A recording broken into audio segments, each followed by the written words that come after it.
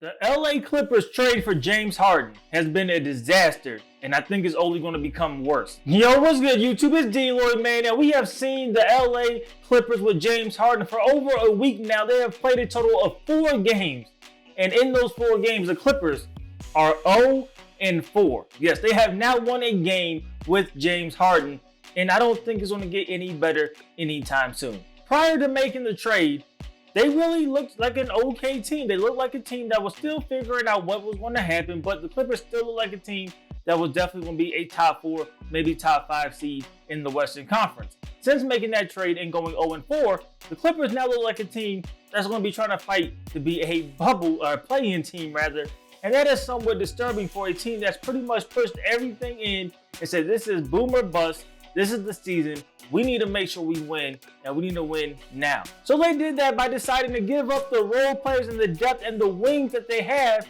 and go get James Harden, who has been trying to angle his way out of Philly all summer long. He really wanted to go to LA. He got to LA, and they said they were going to try to make it work. We heard Paul George say on his podcast that it's going to work. They have guys that can shoot. They have guys that are willing to sacrifice, and who is going to guard either one. This is exactly what Paul George had to say. How do you think James is going to fit in with you guys? I think he's going to fit in perfectly. What I love about it is just having, all 4 of us are high IQ players. We all know where everyone's supposed to be. So we all can run plays in different positions. Like, I don't have to be in this certain spot.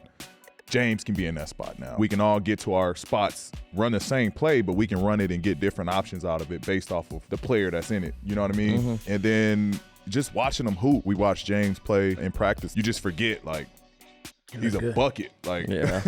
he made it look so easy. And I was just like, damn, that's crazy adding that to this team now. So what is the issue exactly? Is it chemistry issues? Because it seemed like they wanted to play together, but it's not working out. Or is it something deeper than that? That is definitely something to consider as well. Now, on the flip side, how are the Philadelphia 76ers looking after making the trade? James Harden wanted out, and he got his wish. Well, the 76ers have only lost 1 game. That was the first game of the season. They have been undefeated ever since, and they have looked like a team that enjoys playing together, that actually fits what one another is trying to do. And on top of that, Tyrese Maxey, the main guy who's going to benefit for James Harden not being there.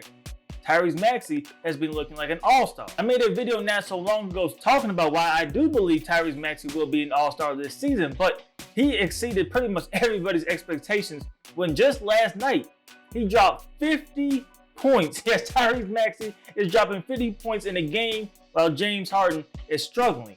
And what is happening with the Clippers? I would have to say just simply ball distribution. You have 4 players that can score. 4 players that need the basketball. You have 1 basketball, and that can simply just become an issue over time. Where it is beneficial is when you have somebody that's willing to come off the bench, when you have an injury. That's when having depth of scores can be beneficial. But when you have too many of the same players, it can be a detriment at some point rather than a benefit. And I think that is what we are seeing with the Clippers. Because who is the starting point guard? Russell Westbrook found a home, seemingly, with the Clippers. He was running that offense. He looked very, very well. He had Paul George, who we know is a catch-and-shoot type of guy. Kawhi Leonard, not the greatest catch-and-shoot guy, but he can make his own offense, and he does not need the ball every possession coming down the court. So it worked. It was really a match made in heaven, and we've seen Russell Westbrook look really good at the beginning of the season. But when you insert James Harden looks at himself as a point guard. That is really what took him and elevated and made him, such a popular player was his point guard days with the Rockets. Yes, he had Chris Paul. Yes, he had Russell Westbrook. But why did those relationships now work out? James Harden wanted the ball. He wanted to stop and slow down the pace, and ISO ball it is, pick and roll game. It is the system that James Harden says he is. That is what made James Harden the household name that James Harden is today. But who's going to do that with the Clippers? If that is going to be James Harden, and it's shown that it's going to be James Harden, Russell Westbrook is now a catch and shoot guy, which we know will take some getting used to. He's not the greatest shooter. He can catch it, drive to the basket somewhat like we've seen with Dwayne Wade back in the day, but he's going to have to be the pure 2-man. not the point guard. He's going to have to be the shooting guard, and James Harden will have to run the offense through him, which it seems like that is the case. Head coach of the Clippers, Tyronn Lue, said, quote, "He is doing too much to try to fit in. He needs to be James Harden. We need to allow him to be himself. We're going to play through James Harden."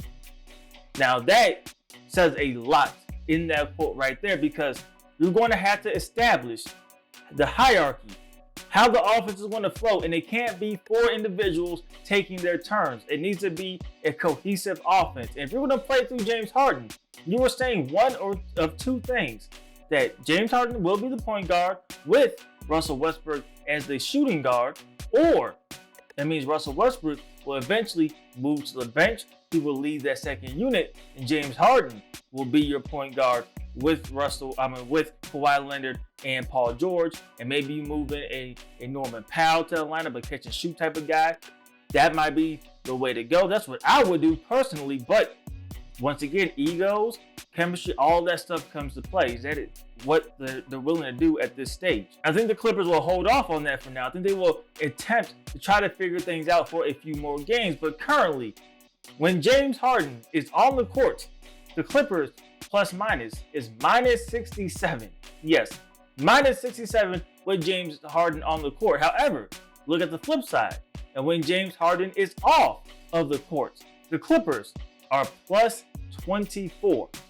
Plus 24 with James Harden on the bench, minus 67 with James Harden is on the court. That is a glaring weakness. That is telling you that when you have everybody out there, it is simply not working. Maybe we need to revise what is going on. We need to revise the rotation. And I think ultimately that's what the Clippers are going to have to do, because it's fit with that current roster as orchestrated, with that starting lineup, the way that they are trying to make that starting lineup work.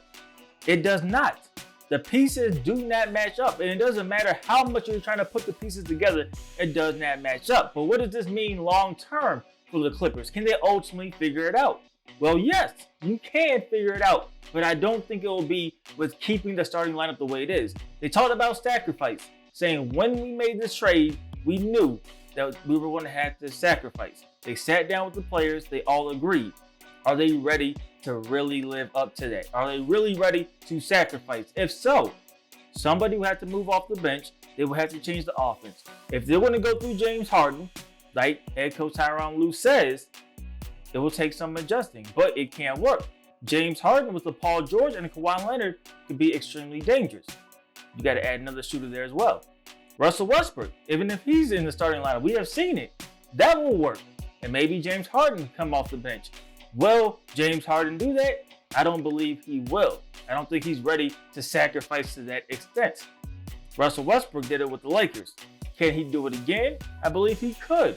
Does he want to? Absolutely not. But I think long term, it will be for the betterment of the team, and their chances in the playoffs will go up playing that type of basketball. But it'll be interesting to see what ultimately ends up happening. As of now, I don't think you can mark this down as anything other than a disaster. It has not been great. It has not looked pretty. And we have seen some reports that Kawhi Leonard looked frustrated during the last game. Was it because of what was going on the court? Who exactly knows why? But you don't want to see your star players getting frustrated, especially with the Clippers situation the way it is now, going all in, saying it's basically championship or bust, because decisions will have to be made in the offseason as to whether or not this group will be kept together, or the Clippers will look elsewhere and start trying to move pieces around and decide to look towards the future, because this group isn't getting any younger. It's not getting any younger at all. But that's my thoughts and opinions of this, man. You guys let me know what you guys think about it in the comment section below. Is this a disaster? Do you see things turning around for the Clippers? Let me know what you guys think in the comment section below. It's DLloyd. I'm see you next time. Peace.